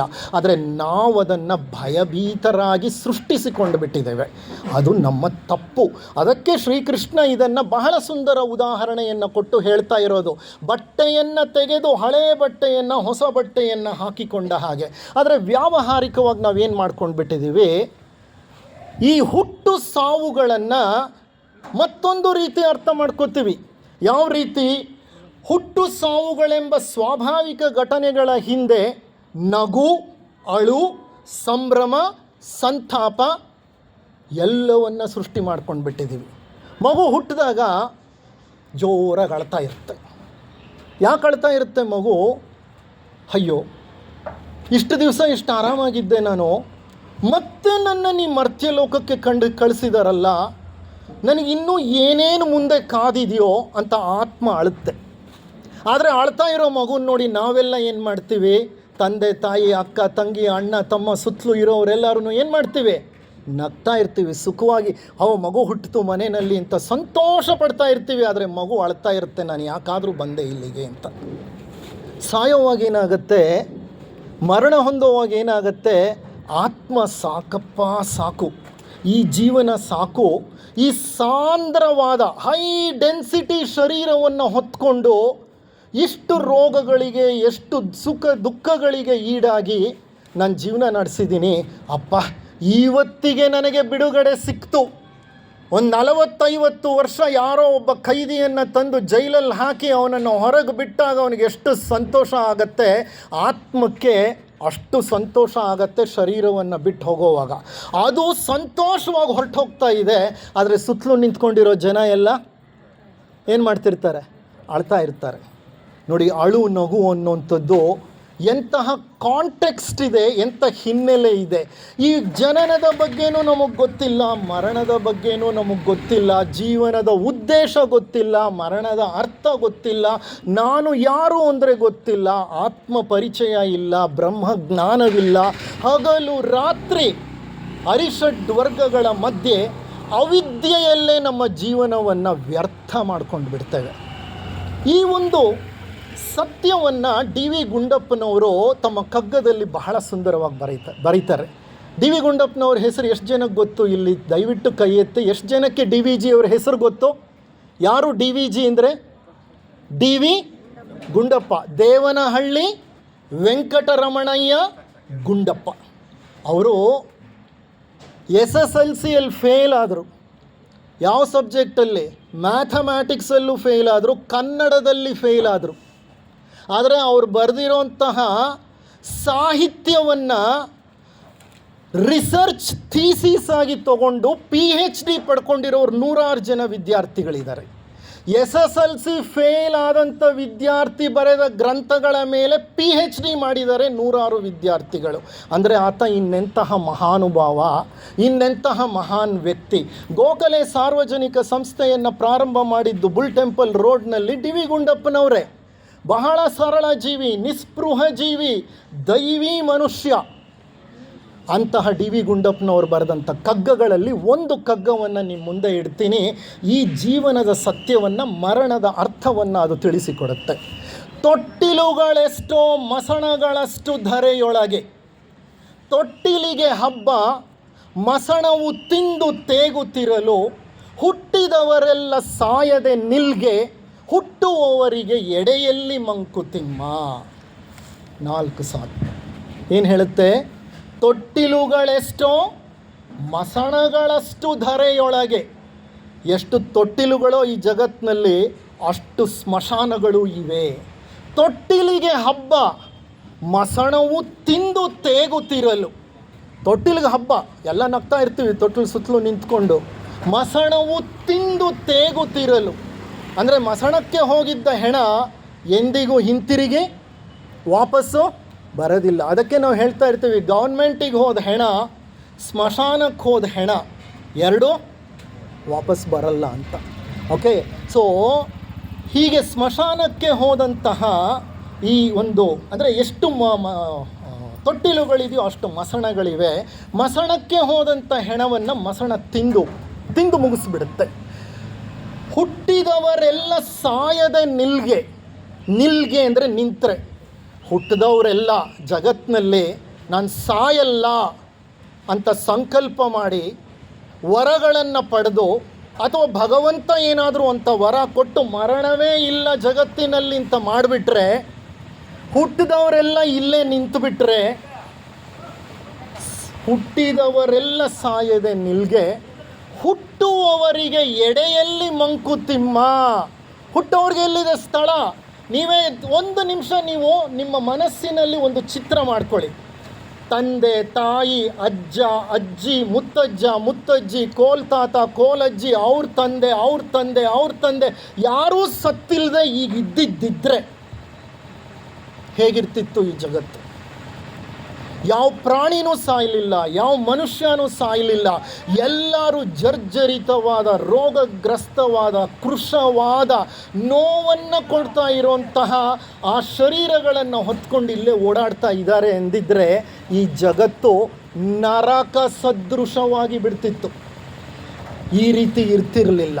ಇವತ್ತು ಜಗತ್ತು ಅಷ್ಟು ಇಷ್ಟು ಸುಖವನ್ನು ನಿಮಗೆ ಕೊಡ್ತಾ ಇದೆ ಅಂದರೆ ಅದಕ್ಕೆ ಮುಖ್ಯ ಕಾರಣ, ಬಂದವರು ಎಲ್ಲರೂ ಶಾಶ್ವತವಾಗಿ ಇಲ್ಲಿ ನೆಲೆಸ್ತಿಲ್ಲ. ಬಂದವರು ಒಂದು ಹಂತ ಮುಗಿದ ಮೇಲೆ ಏನಾಗ್ತಿದ್ದಾರೆ? ಅವ್ರ ಪ್ರಯಾಣವನ್ನು ಮುಗಿಸ್ಕೊಂಡು ಹಿಂತಿರುಗಿ ಹೊರಟು ಹೋಗ್ತಿದ್ದಾರೆ. ಹೋಗದೆ ಇದ್ದಿದ್ದರೆ, ಮರಣ ಇಲ್ಲದೆ ಇದ್ದಿದ್ದರೆ, this would have been a hell. ಈ ಒಂದು ಜಗತ್ತು ನರಕವಾಗಿರುತ್ತಿತ್ತು. ಅದಕ್ಕೆ ಡಿ ವಿ ಗುಂಡಪ್ಪನವ್ರು ಹೇಳ್ತಾರೆ, ಅಂತೋ ಇಂತೋ ಎಂತೋ ಜೀವಕತೆ ಮುಗಿಯುವುದು, ಅಂದೋ ಇಂದೋ ಎಂದೋ ಜನುಮ ಕಳೆಯುವುದು. ಎಷ್ಟು ಚೆನ್ನಾಗಿ ಬರೀತಾರೆ ನೋಡಿ. ಅಂತೋ ಇಂತೋ ಎಂತೋ ಜೀವಕತೆ ಮುಗಿಯುವುದು, ಅಂದೋ ಇಂದೋ ಎಂದೋ ಜನುಮ ಕಳೆಯುವುದು. ಒಂದೇ ಮರೆವಿನ ಮುಸುಕಲಿಹುದೆಲ್ಲವನು, ಸಂತಸದ ಮಾತಿಷ್ಟೆ ಮಂಕುತಿಮ್ಮ. ಈ 4 ಸಾಲಲ್ಲಿ ಎಷ್ಟು ಚೆನ್ನಾಗಿದೆ ಅರ್ಥ ಅಂದರೆ, ಅಂತೋ ಇಂತೋ ಎಂತೋ ನಮ್ಮ ಜನ್ಮ ಅಂತೂ ಮುಗಿದೋಗುತ್ತೆ. ಇಂದೋ ನಾಳೆನೋ ನಾಡಿದ್ದೋ ಎಂದೋ ನಮ್ಮ ಜನ್ಮನೂ ಕಳೆದು ಹೋಗುತ್ತೆ. ಒಂದೇ ಒಂದು ಸಂತಸದ ಸಂಗತಿ ಏನಂದರೆ, ಎಲ್ಲ ಮರಣವನ್ನು ಹೊಂದಿ ಮರೆವು ಅನ್ನುವಂತಹ ಮುಸುಕು ನಮ್ಮೆಲ್ಲರನ್ನು ಮುಸುಕು ಬಿಡುತ್ತೆ, ಅಂದರೆ ಮುಚ್ಚಿಬಿಡುತ್ತೆ. ಈಗ ನರಸಿಂಹಮೂರ್ತಿಗಳು ಮರಣವನ್ನು ಹೊಂದಿದರು. ಇವತ್ತು ವೈಕುಂಠ ಸಮಾರಾಧನೆ, ಇಲ್ಲಿಗೆಲ್ಲ ಕಾರ್ಯಕ್ರಮಗಳು ಮುಗೀತು. ಈಗ ಸದ್ಯಕ್ಕೆ ಇನ್ನು ಮಾರ್ಚ್ ತಿಂಗಳಿಗೊಮ್ಮೆ ನಡೆಯುತ್ತೆ ಅದು. ಈಗೇನು ಜ್ಞಾಪಕ ಇದೆಯೋ ನರಸಿಂಹಮೂರ್ತಿಗಳ ಜ್ಞಾಪಕ ನಮಗಿರುತ್ತಾ ಮುಂದೆ? ಬರ್ತಾ ಬರ್ತಾ ಬರ್ತಾ in the stream of consciousness, ಪ್ರಜ್ಞೆಯ ಪ್ರವಾಹದಲ್ಲಿ ಮರ್ತೋಗ್ಬಿಡ್ತೀವಿ. ಯಾವತ್ತು ಜ್ಞಾಪಕ ಬರುತ್ತೆ ಗೊತ್ತಾ? 1 ವರ್ಷದ ತಿಥಿಗೆ ಅವ್ರು ಮತ್ತೆ ಕರೀತಾರಲ್ಲ, ಆಗ ಜ್ಞಾಪಕ ಬರುತ್ತೆ. ಅದು ಮುಗಿದೋದ್ಮೇಲೆ ಇನ್ನೂ ಮರ್ತು ಹೋಗ್ತೀವಿ. ಅಂದರೆ ಮರ್ತು ಹೋಗೋದು ಈ ಜಗತ್ತಿನ ಒಂದು ಸಹಜ ನಿಯಮ. ಆ ಮರೆವು ಅನ್ನೋದು ಭಗವಂತ ಕೊಟ್ಟಂಥ ಒಂದು ವರ. ಮೃತ್ಯು ಅನ್ನೋದು ಭಗವಂತ ಕೊಟ್ಟಂಥ ವರ. ಅದಕ್ಕೆ ಅವ್ರು ಹೇಳ್ತಾರೆ, ಸಂತಸದ ಮಾತಿಷ್ಟೆ ಮಂಕುತಿಮ್ಮ. ಅಪ್ಪ, ಮರಣ ಭಗವಂತ ನಮಗೆ ಕರುಣಿಸಿದ ವರ. ಅದು ಇಲ್ಲದೆ ಹೋಗಿದ್ದಿದ್ರೆ ಬದುಕು, ಈ ಜಗತ್ತು ನರಕ ಸದೃಶವಾಗಿರುತ್ತಿತ್ತು. ಗಮನಿಸಿ ನೋಡಿ, ನಿಮ್ಮ ಮನೆಯಲ್ಲಿ ಅಜ್ಜ, ಅಜ್ಜಿ, ಮುತ್ತಜ್ಜ, ಮುತ್ತಜ್ಜಿ, ಕೋಲಜ್ಜಿ, ಅವ್ರ ಅಕ್ಕ, ಅವ್ರ ತಂಗಿ, ಅವರಣ್ಣ, ಅವ್ರ ತಮ್ಮ ಎಲ್ಲ ಇದ್ದಾರೆ. ಯಾರನ್ನು ನೋಡ್ಕೋತೀರಿ ನೀವು? ಎಲ್ರಿಗೂ ವಯಸ್ಸಾಗಿದೆ, ಎಲ್ರಿಗೂ ರೋಗಗಳಿದೆ. ಕೂತ್ರೆ ಎದ್ದೇಳೋಕ್ಕಾಗಲ್ಲ, ಎದ್ದರೆ ಕೂತ್ಕೊಳ್ಳೋಕ್ಕಾಗಲ್ಲ. ಒಬ್ಬರಿಬ್ಬರು ಮನೆಯಲ್ಲಿ ಹಿರಿಯರಿದ್ರೇ ನೋಡ್ಕೊಳ್ಳೋದು ಕಷ್ಟ.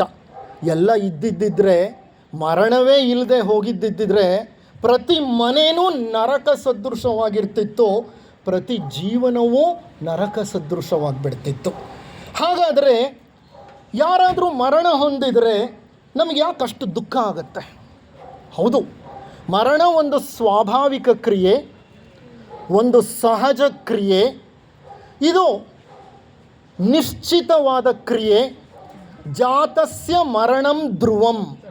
ಜಾತಸ್ಯ ಮರಣಂ ಧ್ರುವಂ ಅಂದರೆ ಹುಟ್ಟಿದ ಪ್ರತಿಯೊಂದು ಮರಣವನ್ನು ಹೊಂದಲೇಬೇಕು. ದಯವಿಟ್ಟು ಮಾತನಾಡಬೇಡಿ. ಹುಟ್ಟಿದ ಪ್ರತಿಯೊಂದು ಮರಣವನ್ನು ಹೊಂದಲೇಬೇಕು. ಜಾತಸ್ಯ ಮರಣಂ ಧ್ರುವಂ. ಹಾಗಾದರೆ ಮರಣ ಅಷ್ಟು ಸಹಜ ಕ್ರಿಯೆಯಾದರೆ ನಾವು ಯಾಕೆ ಇಷ್ಟು ದುಃಖ ಪಡ್ತೀವಿ?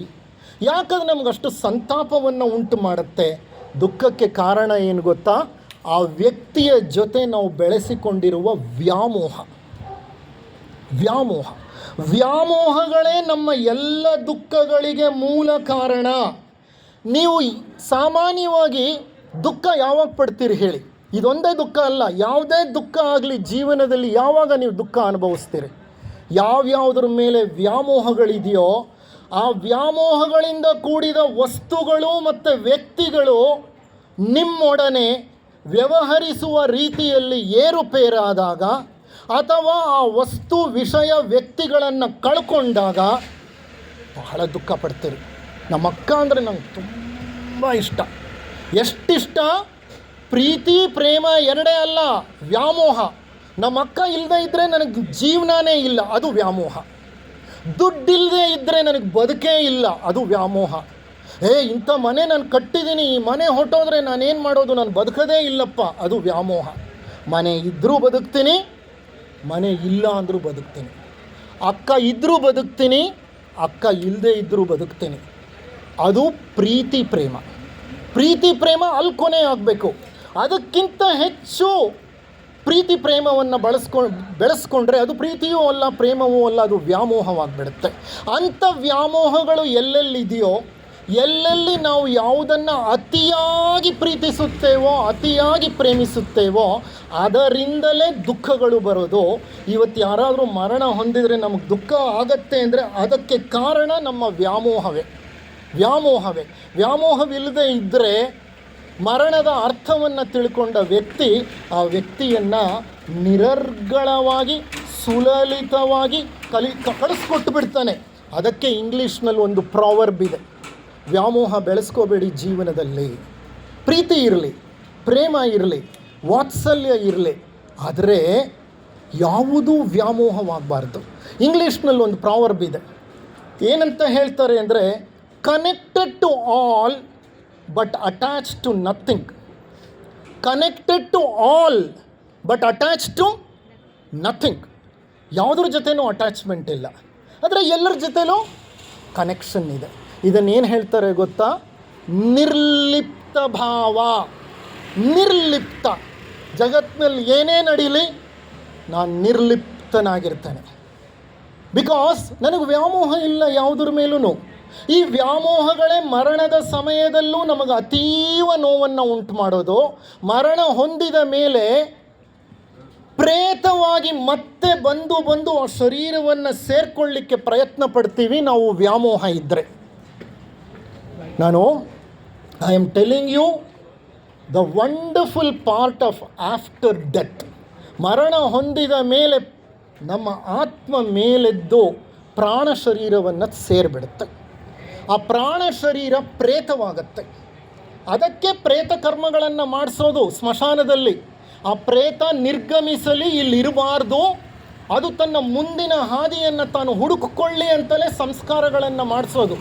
ಈ ಪ್ರೇತ ಏನು ಮಾಡುತ್ತೆ ಗೊತ್ತಾ? ಅದಕ್ಕೆ ಎಲ್ಲ ಕಾಣುತ್ತೆ.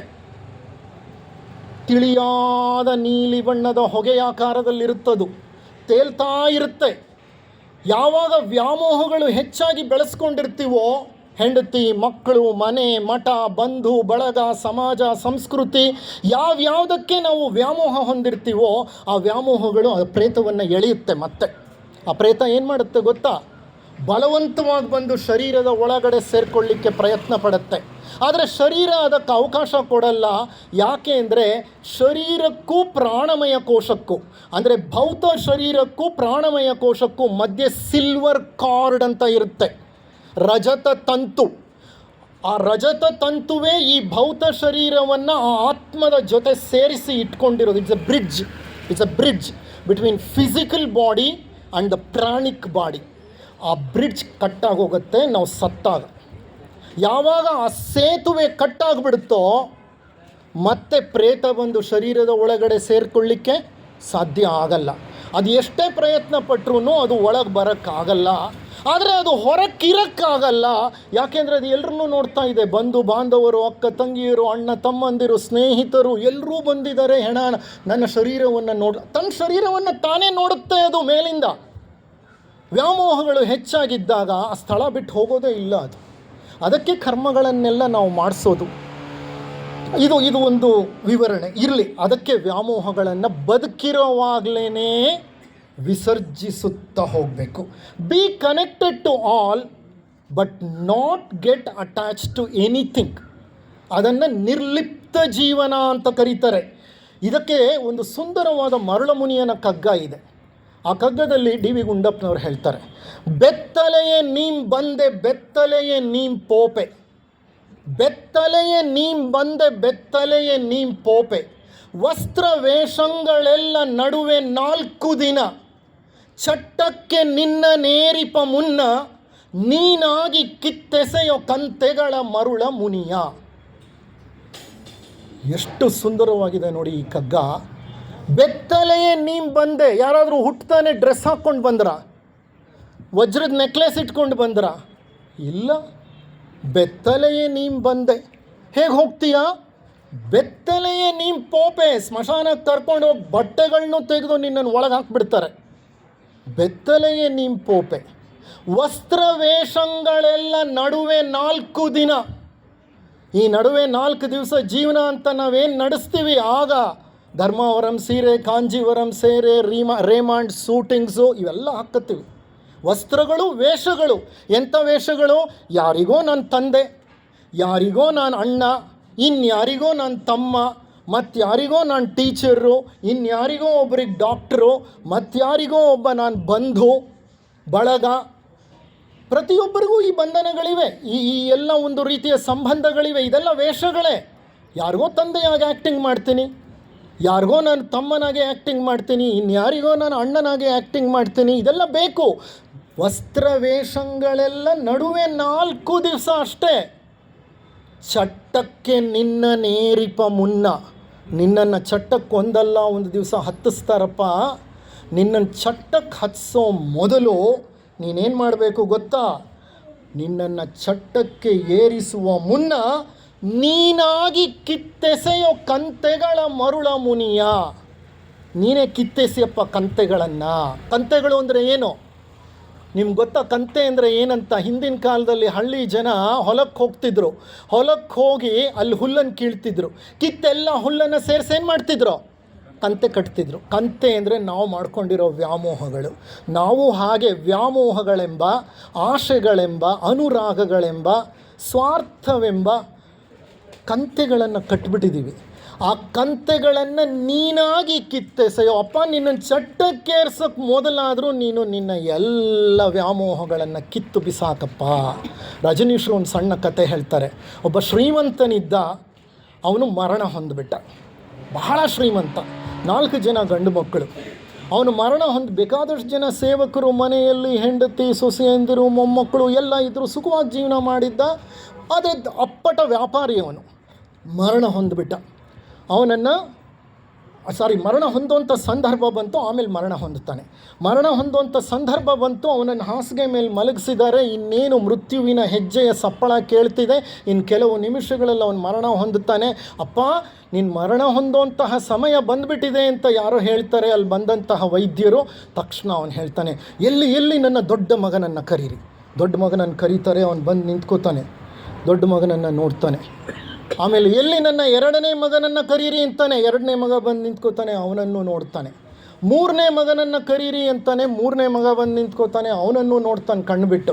4ನೇ ಮಗನನ್ನು ಕರೀತಾರೆ, ಅವನು ಬಂದು ನಿಂತ್ಕೋತಾನೆ, ಅವನನ್ನು ಕಣ್ಬಿಟ್ಟು ನೋಡ್ತಾನೆ. 4 ಜನರು ಅಲ್ಲಿರೋದನ್ನು ನೋಡಿದ ತಕ್ಷಣ, ಎಲ್ಲ ಅಂಗಡಿ ಬಿಟ್ಟು ಇಲ್ಲಿ ಬಂದು ಸತ್ತಿದ್ದೀರಲ್ಲೋ, ಅಲ್ಲಿ ಯಾರಿದ್ದಾರೋ ಅಂತ ಅಂತಾನೆ. ಅಷ್ಟೇ, ಅವನೇ ಸತ್ತು ಹೋಗ್ತಾನೆ. ಕಾರಣ ಏನು? ಅವ್ನಿಗೆ ಸಾಯೋ ಟೈಮ್ನಲ್ಲೂ ಅವನಿಗೇನು ಜ್ಞಾಪಕ? ಅವನ ಅಂಗಡಿ ಜ್ಞಾಪಕ. ಭಗವದ್ಗೀತೆಯಲ್ಲಿ ಶ್ರೀಕೃಷ್ಣ ಏನು ಹೇಳ್ತಾನೆ? ಮರಣದ ಸಂದರ್ಭದಲ್ಲಿ ಯಾರು ತನ್ನ ಪ್ರಜ್ಞೆಯನ್ನು ಪರಿಪೂರ್ಣವಾಗಿ ಏಕೀಕೃತಗೊಳಿಸಿ ಭ್ರೂ ಮಧ್ಯಕ್ಕೆ ತಂದು ಪ್ರಜ್ಞೆಯನ್ನು ನಿಲ್ಲಿಸಿ ನನ್ನನ್ನು ಯಾರು ಜ್ಞಾಪಕ ಮಾಡ್ಕೋತಾರೋ ಅವರು ನೇರವಾಗಿ ನನ್ನನ್ನು ಬಂದು ಸೇರ್ತಾರೆ. ಎಷ್ಟು ಒಳ್ಳೆಯ ಸೂತ್ರ ಅದು. ಶ್ರೀಕೃಷ್ಣ ಭಾಳ ಬುದ್ಧಿವಂತ. ಯಾಕೆ ಗೊತ್ತಾ? ಜೀವನ ಹೇಗಿರುತ್ತೋ ಮರಣನೂ ಹಾಗೇ ಇರುತ್ತೆ. ಜೀವನ ಎಲ್ಲ ವ್ಯಾಪಾರ ವ್ಯವಹಾರ ಬರೀ ಮನಿ ಟ್ರಾನ್ಸಾಕ್ಷನ್ಸಲ್ಲೇ ಇದ್ದರೆ ಸಾಯೋವಾಗ ಏನು ಜ್ಞಾಪಕ ಬರುತ್ತೆ? ಅದೇ ಜ್ಞಾಪಕ ಬರುತ್ತೆ. ಜೀವನ ರಾಮ ಕೃಷ್ಣ ಅನ್ನೋದನ್ನು ಬೆಳೆಸ್ಕೊಂಡಿದ್ದರೆ, ಆಗಾಗ ಭಗವದ್ ಚಿಂತನೆಯಲ್ಲಿ ಕಳೆದ್ರೆ ಮರಣದ ಸಂದರ್ಭದಲ್ಲೂ ಆ ಭಗವಂತನ ಒಂದು ನೆನಪು ನಮಗೆ ಬರುತ್ತೆ. Life and death are 2 faces of same coin. ಒಂದೇ ಹಗ್ಗದ 2 ತುದಿಗಳು, ಒಂದೇ ನಾಣ್ಯದ 2 ಮುಖಗಳು. ಜೀವನವನ್ನು ಅರ್ಥೈಸಿಕೊಂಡ್ರೆ ಮರಣದ ಅರ್ಥ ನಮಗೆ ಗೊತ್ತಾಗುತ್ತೆ. ನಮಗೆ what is the purpose of life ಗೊತ್ತಿಲ್ಲ, what is the meaning of death ಗೊತ್ತಿಲ್ಲ.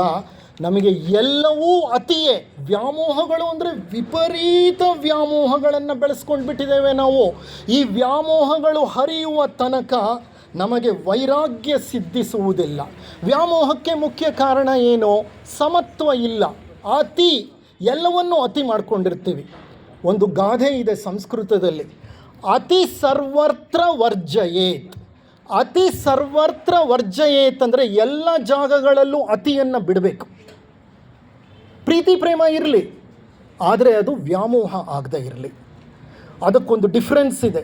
There is A thin line of difference between love and passion.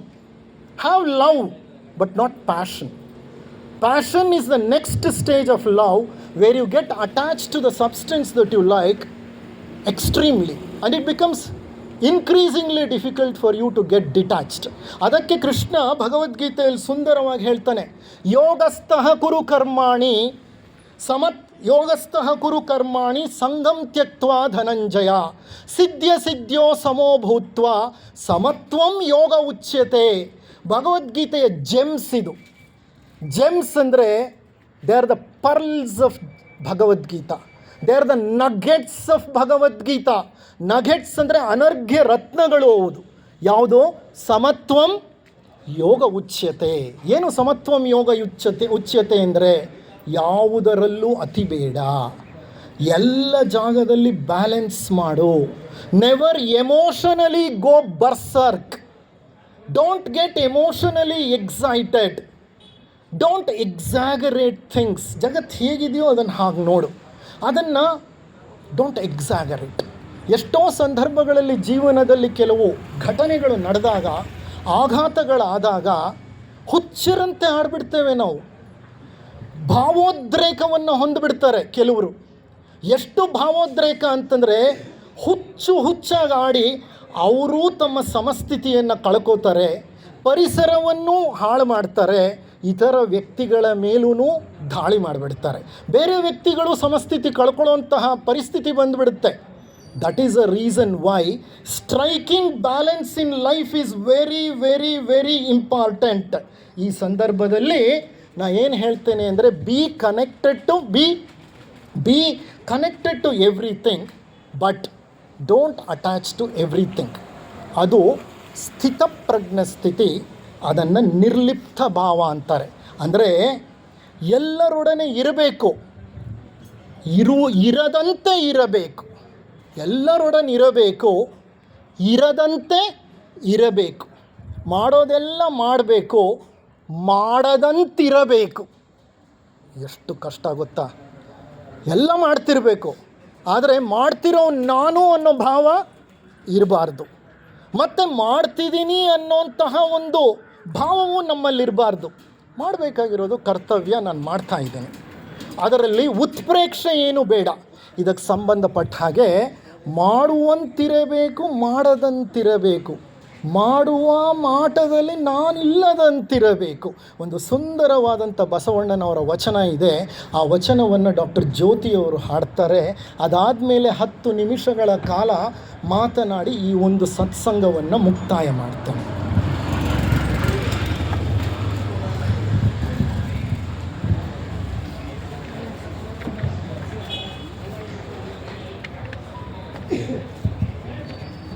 ಮಾಡುವಂತಿರಬೇಕು, ಮಾಡದಂತಿರಬೇಕು,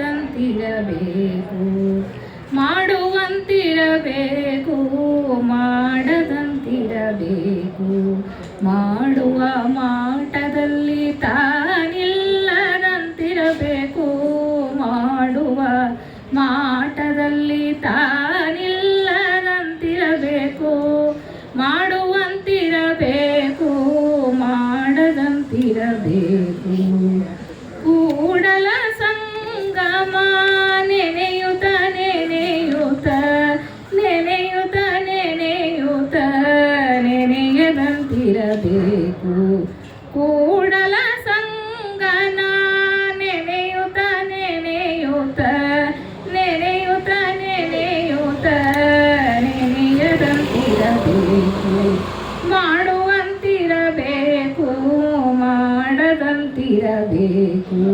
ಮಾಡುವ ಮಾಟದಲ್ಲಿ ತಾನಿಲ್ಲದಂತಿರಬೇಕು, ಮಾಡುವ ಮಾಟದಲ್ಲಿ ತಾನಿಲ್ಲದಂತಿರಬೇಕು. ಮಾಡುವಂತಿರಬೇಕು, ಮಾಡದಂತಿರಬೇಕು.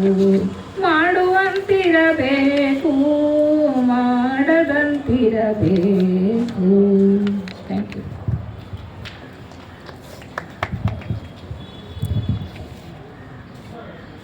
ಮಾಡುವಂತಿರಬೇಕು, ಮಾಡದಂತಿರಬೇಕು.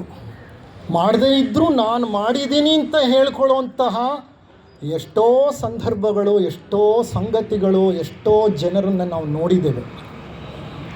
ಮಾಡಿದ್ರೂ ಮಾಡದೇ ಇದ್ದ ಹಾಗೆ ನಿರ್ಲಿಪ್ತವಾಗಿರೋದಿದೆಯಲ್ಲ, ಅದು ಜೀವನದ ಒಂದು ದೊಡ್ಡ ಸೂತ್ರ.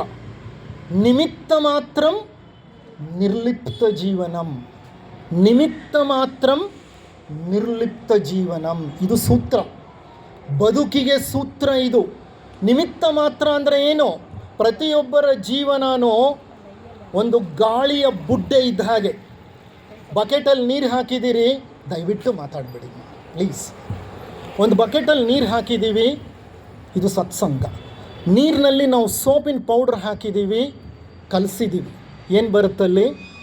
ಗುಳ್ಳೆಗಳು. ಆ ಗಾಳಿ ಬುಡ್ಡೆ ಇದೆಯಲ್ಲ, ಆ ರೀತಿ ನಮ್ಮ ಜೀವನ. ಆ ಗಾಳಿ ಬುಡ್ಡೆ ಯಾವಾಗ ಬೇಕಾದರೂ ಒಡೆದು ಹೋಗ್ಬೋದು, ಗಾಳಿಯ ಬುಡ್ಡೆ ಅಂತೆ. ನಿಮಿತ್ತ ಮಾತ್ರ, ಈ ಶರೀರನೂ ನಿಮಿತ್ತ ಮಾತ್ರ. ಯಾವಾಗ ಹೋಗುತ್ತೆ ಇದು ಗೊತ್ತಿಲ್ಲ, ಹೋಗುತ್ತೆ ಅನ್ನೋದು ನಿಶ್ಚಿತ. ಯಾವಾಗ ಹೋಗುತ್ತೆ, ಹೇಗೆ ಹೋಗುತ್ತೆ, ಎಲ್ಲಿ ಹೋಗುತ್ತೆ, ಯಾರ ಜೊತೆ ಇದ್ದಾಗ ಹೋಗುತ್ತೆ, ಯಾರಿಗೂ ಗೊತ್ತಿಲ್ಲ.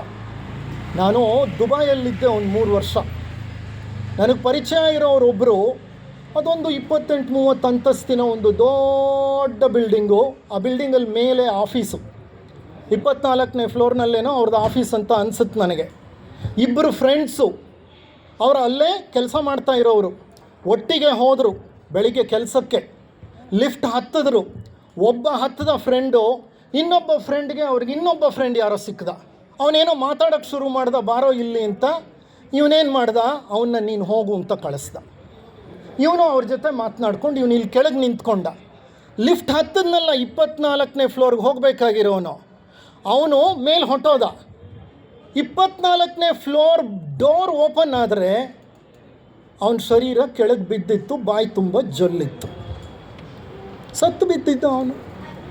ಇವನ್ ಮೇಲೆ ಹೋಗಿ ನೋಡ್ತಾನೆ. ಆಮೇಲೆ ನಾನು ಅವನು ಇಲ್ಲಿ ಹತ್ಸಿದ್ನಲ್ಲೋ ಲಿಫ್ಟು, ಎಲ್ಲ ಅವನು ಇಲ್ಲಿ ಹತ್ಸಿದ್ಯಪ್ಪ, ಅವನು ಅಲ್ಲಿ ಬರೋಷ್ಟು ಹೊತ್ತಿಗೆ ಅವನು ಹೊರಟೋಗಿದ್ದಾನೆ.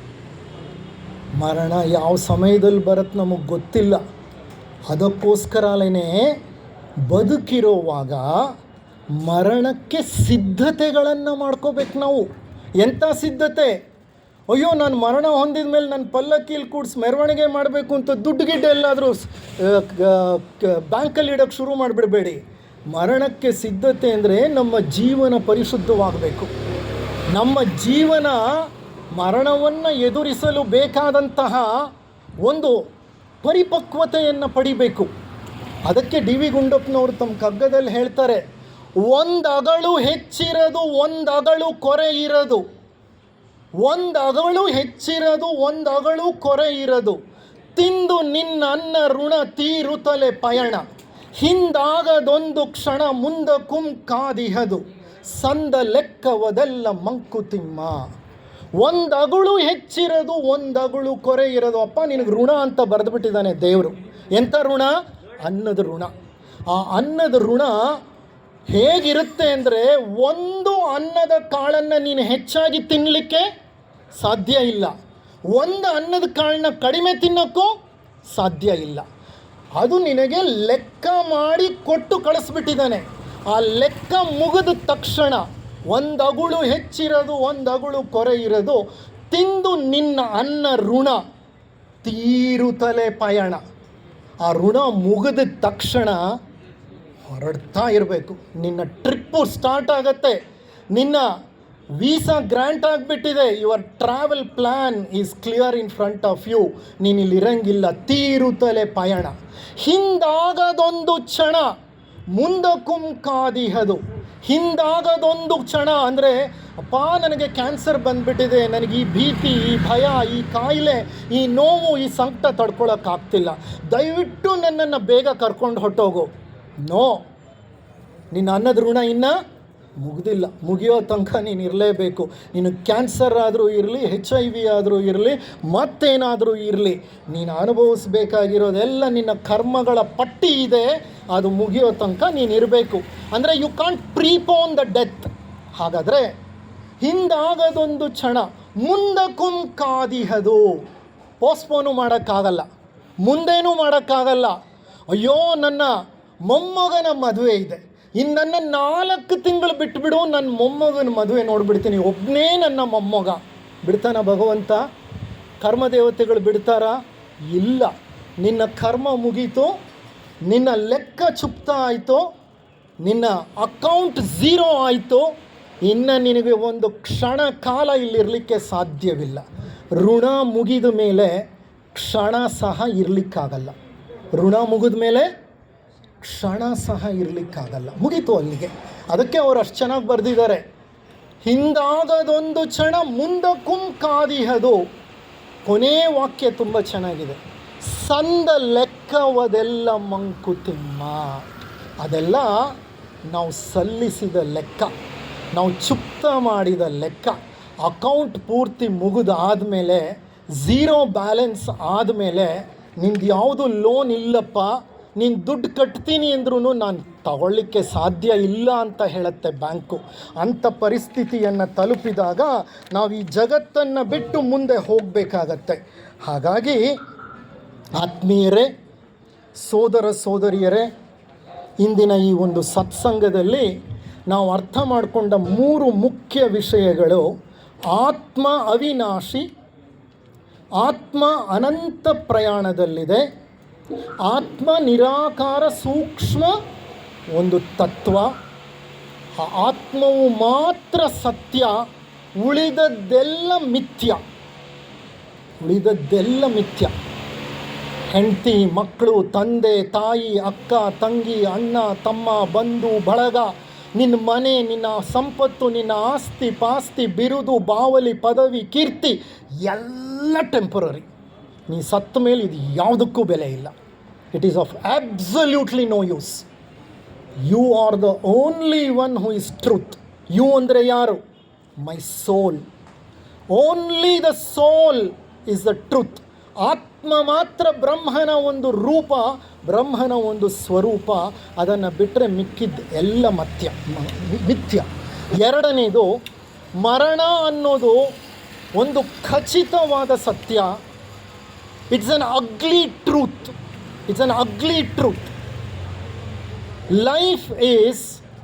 Life is a beautiful lie, but death is an ugly truth. Do you understand what I am saying? Life is an ugly truth. It's ugly, but ನಮಗೆ ಇದು ಟ್ರೂತ್ ಅಂತ ಅನಿಸುತ್ತೆ. Life is an ugly truth, but life is a beautiful lie. Life is a beautiful lie. ಸುಂದರವಾದ ಸುಳ್ಳು ಅದು ಜೀವನ ಅನ್ನೋದು. Death is an ugly truth. ಮರಣ ಅನ್ನೋದು ಒಂದು ಅಗ್ಲಿ ಸತ್ಯ. Is a stark reality. ಯಾವಾಗ ಬೇಕಾದರೂ ನಮ್ಮನ್ನು ಆವರಿಸಬಹುದು. ಹಾಗಿದ್ದಲ್ಲಿ ಮರಣವನ್ನು ಎದುರಿಸಲಿಕ್ಕೆ ನಾವೇನು ಮಾಡಬೇಕು? ಜೀವನದಲ್ಲಿ ಸಿದ್ಧತೆಗಳನ್ನು ಮಾಡ್ಕೋಬೇಕು. ಹೇಗೆ ಜೀವನದಲ್ಲಿ ಸಿದ್ಧತೆ ಮಾಡ್ಕೊಳ್ಳೋದು? ಮರಣವನ್ನು ಎದುರಿಸಲಿಕ್ಕೆ ವ್ಯಾಮೋಹಗಳನ್ನು ಕಳೆದು ಹಾಕ್ಕೋಬೇಕು. ಪ್ರೀತಿ, ಪ್ರೇಮ, ವಾತ್ಸಲ್ಯ, ಕರುಣೆ, ಅನುಕಂಪ ಎಲ್ಲ ಇರಲಿ, ಆದರೆ ಇವು ಯಾವುದೂ ವ್ಯಾಮೋಹಗಳಾಗಬಾರ್ದು. Be connected to all but attach to nothing. ಕೊನೆಯಲ್ಲಿ ಒಂದು ಹಾಡನ್ನು ಜ್ಯೋತಿಯವರು ಹಾಡ್ತಾರೆ, ಶಿವನಾಗು ಭವನಾಗು ಅಂತ. ಆ ಹಾಡಿನ ಜೊತೆಗೆ ಮೌನವಾಗಿ ಈ ಒಂದು ಹಾಡನ್ನು ಕೇಳಿ. ಬಹಳ ಸುಂದರವಾದ ಸಂದೇಶ ಇದೆ. ಆ ಹಾಡಿನ ನಂತರ ಸತ್ಸಂಗ ಮುಕ್ತಾಯವಾಗುತ್ತೆ. ನಿಮ್ಮೆಲ್ಲರಿಗೂ ನನ್ನ ವಂದನೆಗಳು.